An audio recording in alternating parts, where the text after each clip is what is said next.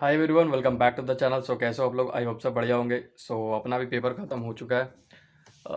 देखो यार, जहाँ तक मैं अपना बताऊँ तो मेरे पेपर्स दो पेपर सही गए, बाकी एक पेपर का ऑडिट का ही मामला मेरा बिगड़ गया है। कॉस्टिंग में मेरा मैंने एमसीक्यू घर पे आके मिलाया था, तो 30 आउट ऑफ 30 आ रहे मेरे, मतलब टोटल एमसीक्यू सही हो गए। तो कॉस्टिंग में लेकिन फिर भी मैं थोड़ा सा निराश हो गया कि क्वेश्चन इतने इजी थे कि 70 तक लाने का भाई था। अभी 70 भी ला सकते थे आराम से, जिन्होंने पढ़ रखा था ढंग से।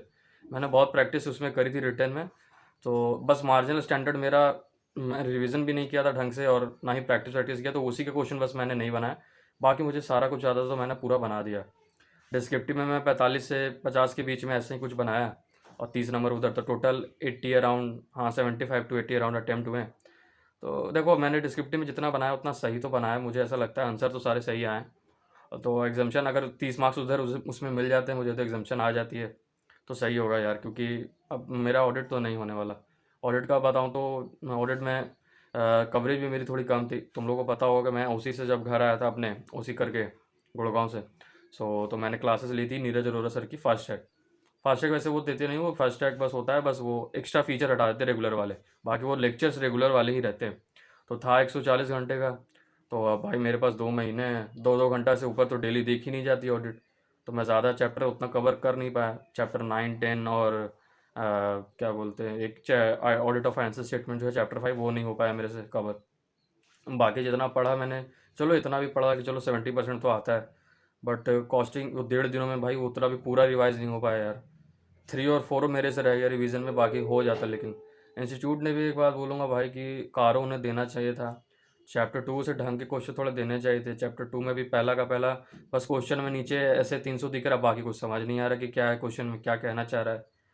और भाई अपना चैप्टर 7 में जो जितने सारे एसेज हैं, 260, 265, 450, 580, 570, 560, इनमें से भी कुछ ज़्यादा क्वेश्चन नहीं आए। इनमें से मात्र 560, 570 से 2 एमसीक्यू आए थे, 2-2 नंबर के। जबकि ये वेटेज रखते हैं पूरे सारे मिला के 10 नंबर। 6 नंबर मेरे वहाँ लॉस हो गए। मेरे चैप्टर 7 पूरा लगभग याद कर रखा था, चैप्टर 2 पूरा याद कर रखा था, लेकिन वहाँ भी 5 नंबर खड़े मेरे तो वहीं चले गए। डिस्क्रिप्टिव में जब मैंने पूरा देखा तो लगा कि भाई साहब, तो मुझे आते हैं 20-25 का, तो सोचा एमसीक्यू में करते हैं। एमसीक्यू में बैंक ऑडिट दिख गया, वहाँ अलग दिमाग खराब। तो इस हिसाब से तो ऑडिट में मिला जुला कर अगर 30 भी बन जाते तो बहुत है भाई मेरे लिए। तो अभी 40 का तो नहीं हो सकता। और इस कारण जो है ऑडिट के पूरी टेंशन चली जा रही है दिमाग में। एफएमएसएम में उतनी ढंग की रिवीजन हो नहीं पाई। फिर भी लेकिन बहुत जितना किया वो भी बहुत है यार, क्योंकि उसी के दम पे मैं 45 से 50 पे पहुंच रहा हूँ एफएमएसएम में।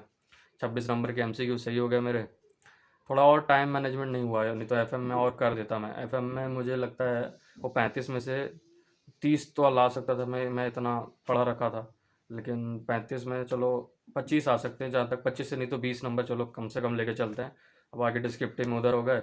अब बाकी एसएम की डिस्क्रिप्टिव में ज़्यादा कुछ बनाया नहीं, एक दो ही क्वेश्चन बनाया है, क्योंकि इतना याद तो करा हुआ रहता नहीं है यार। ऑडिट में ही इतने याद करने में हालत ख़राब हो जाती है कि एसएम में क्या ही याद करोगे। 2 चैप्टर मैंने बस याद करे, तो उसी से क्वेश्चन जो बन पाया बना दिया मैंने। तो 45 से 50 नंबर वहाँ भी बन रहे हैं मेरे। एफएम में भी मैं पता है कैसे बजट तक नहीं बनाया यार, लास्ट तक छोड़ा था मैंने।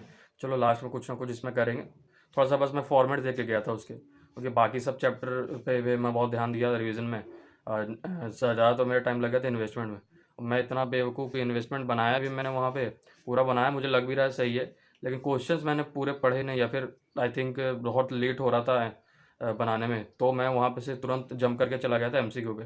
तो एक दो पार्ट छोड़ दिए, जैसे कि एनपीवी में होता है ना, लास्ट में हमें बताना होता है डिसीजन, वो डिसीजन मैंने नहीं लिखे। और पीआई का भी नहीं फार्मूला लिख के मैंने उसको सॉल्व किया, बताओ। जबकि मेरे पास क्वेश्चन, मतलब मेरे आंसर से ही आंसर बनना है, वो भी मैंने छोड़ के रखे। 1-2 नंबर मेरे वहाँ लॉस हो गए।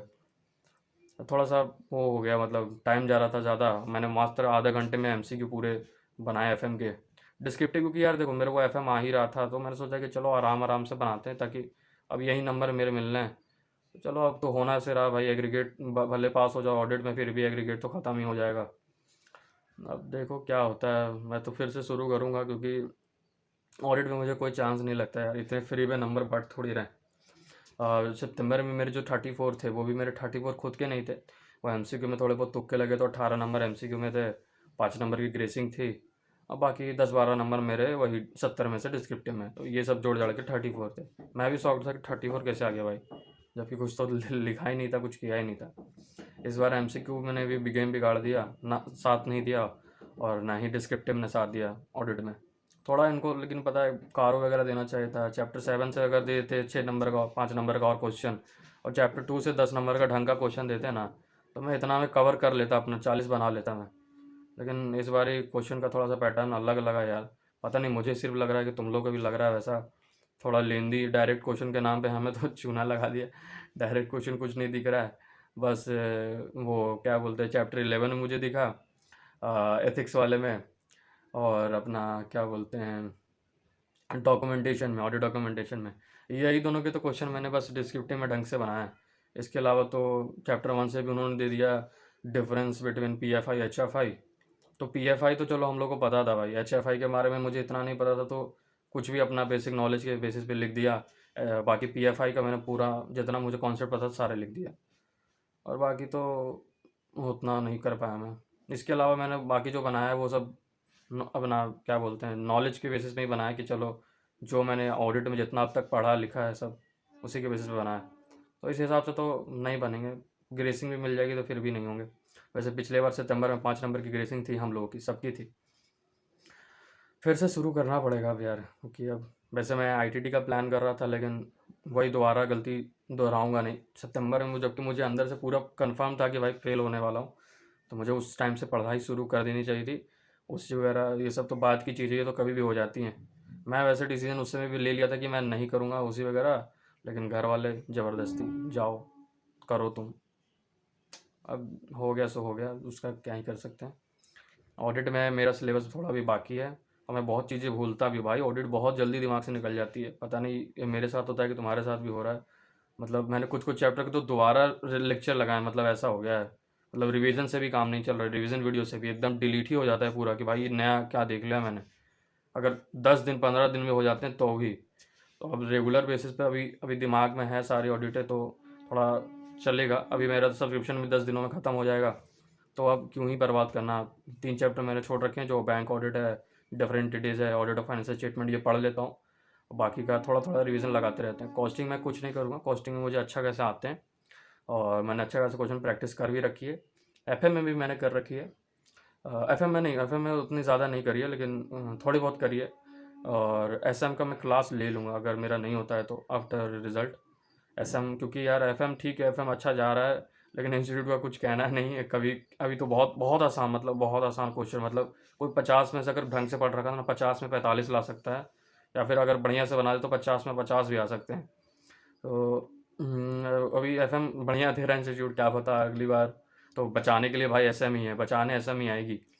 तो एसएम को स्ट्रॉन्ग करूँगा, क्योंकि मैं रिस्क नहीं लेना चाहता किसी में। एक 50 नंबर पे रिस्क नहीं डाल सकते यार। एसएम मैंने अभी अभी के लिए फ़िलहाल मैंने सेल्फी करी थी पूरी यूट्यूब से ही, और अपनी ऑथर्स की बुक मंगा मंगा के उसी से थोड़ी बहुत प्रैक्टिस कर ली। 3 4 चैप्टर मैंने जो कवर कर सकता था कर लिया।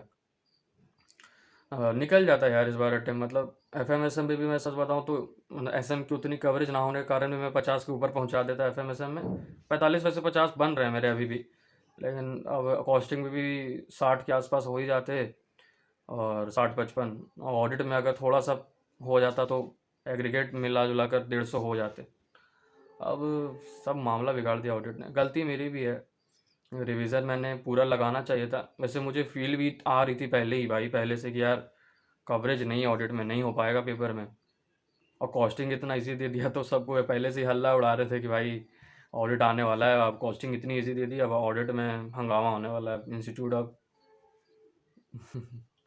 अब जो हो सकता होना था हो गया। अब थोड़ा सा रेस्ट हो रहा है, जैसे मेरी आंखें देख रहे हो अभी। मतलब पिछले 6 दिनों से मैं ढंग से सोया ना, 3 घंटे की नींद पे जी रहा हूँ। भले हाँ, जिस दिन एग्ज़ाम होते थे उस दिन आके मैं सो जाता था थोड़ा सा, 5 6 घंटे सो लिया। बाकी पेपर से 24 घंटे लगातार भाई साहब। ऑडिट में मैंने जो सुबह उठी थी कॉस्टिंग के अगले दिन, उससे पूरे 24 घंटे लगातार पढ़ते जा रहा हूँ भाई। 1 से 1.5 घंटा भी मैंने शायद लेटा था बस, फिर भी कवर भी नहीं हुआ। मतलब पेपर के 2 घंटे पहले मैंने चैप्टर 3 खोल के रिवीजन शुरू की थी। अब बाकी मैंने पहले से 1 2 6 11 और 7 और ऑडिट रिपोर्ट और कारो पढ़ रखा था बस। इतने में 50% होते हैं ये मिला जुला कर। अब आप 50% पे 40 नंबर कैसे ला सकते हो, ये भी पॉइंट है। तो भाई मुझे निराशा, पता है मैं दुखी इस बात में हूँ कि यार जो मैंने पूरा अच्छे से करे तो वहाँ से आए नहीं यार क्वेश्चन। एक ही लेकिन ये भी है कि यार अब इंस्टीट्यूट हमारे हिसाब से थोड़ी बनाएगा पेपर। अब तुम्हें फुल कवरेज रखनी है, ऐसे पेपरों में फुल कवरेज ही होनी सही होती है, क्योंकि रिस्क नहीं लो आप, रिस्क नहीं ले सकते। इनमें से कब कहाँ से क्या आने वाले हैं कोई, ये वेटेज वेटेज सब बेकार है यार। ये वेटेज के बेसिस पे जानते हो पढ़ाई पूरी बेकार हो जाती है। ये वेटेज बस 10th 11th तक ही चलती है। सीए में तो वैसा ही हुआ था मेरे लॉ के साथ भी। लॉ में मैंने भी सोचा था कि सिलेक्टिव पढ़ के नवंबर में निकल जाऊंगा, लेकिन मई में मैंने पूरी जान डाल दी थी भाई, सारे कवर करके गया था। और किया था तो तभी तो 50 52 नंबर वहाँ। और फील भी आ रही थी कि चलो आज हो जाएगा, क्योंकि गला एकदम ख़राब हो गया था मेरा लॉ के 1 दिन 1.5 दिनों में रिवीजन करते करते। इस बार ऐसा कुछ फील भी नहीं हुआ। मतलब मैं रिवीजन वीडियो ज़्यादातर देख रहा हूँ, क्योंकि याद ही भाई रिकॉल ही ज़्यादा कुछ नहीं हो रहा है यार। 1.5 दिन में भी ब्लैंक हो गया कि भाई, क्योंकि 3 दिन पहले हम लोगों ने छोड़ रखी थी ना, 3 से 4 दिन पहले कॉस्टिंग के लिए हमने वो रिवीजन शुरू कर दी थी पहले, कि चलो कॉस्टिंग में पहला पेपर है अच्छे से करते हैं, पूरा कवर करके जाते हैं ताकि कॉन्फिडेंस मिलेगा। जो कि था यार, मैं भी मतलब मैंने गलती एक और फिर की। जब कॉस्टिंग में मेरे ठीक ठाक 50 55 आ रहे हैं, 55 के आसपास आ रहे हैं, तो अब क्यों इतना दुखी होना। अब आगे बढ़ो, अब ऑडिट में थोड़ा और करता मैं ना, तो शायद हो सकता था। लेकिन मन भी अब कितना माने, कितना भी दिमाग मेरा लोड ले यार। I am also an average student, so एक एवरेज स्टूडेंट के लिए इतना भी बहुत होता है। मेरी कैपेसिटी अभी थोड़ी सी बढ़ानी पड़ेगी, अभी अभी उतनी है नहीं। अभी लॉ के लिए तो मैंने बढ़ा ली थी, ऑडिट के लिए मुझे लग रहा थोड़ा ज़्यादा करना पड़ेगा। अब ये कौन बोलता है यार कि सिलेबस कम है, भाई सिलेबस बहुत है ऑडिट का। लॉ का था लेकिन थ्योरी थ्योरी के बेसिस पे बता रहा हूँ, लॉ का था लेकिन लॉ हो जाता था यार, उसमें उतना ज़्यादा दिमाग नहीं लगाना पड़ता था। ऑडिट में थोड़ा सा दिमाग भी लगता है, सिलेबस भी काफ़ी बड़ा है, तोड़ तोड़ के पढ़ना है। तोड़ तोड़ के पढ़ोगे तो ज़्यादा पता नहीं चलता कि हमने कितना ज़्यादा पढ़ा, या फिर बहुत ही बड़ा चैप्टर कर लिया, डर लग रहा है। तोड़ तोड़ के पढ़ोगे ना चैप्टर, बड़े चैप्टर को, तो थोड़ा सा आसान पड़ता है। देखता हूँ, अब मैं शुरू करता हूँ 10 दिनों में। मैं जितने भी कंप्लीट हैं, जब तक मेरे पास ऑडिट की बची हुई है फास्ट ट्रैक की वैलिडिटी, ख़त्म करता हूँ। उसके बाद मैं रिवीजन करूँगा धीरे धीरे।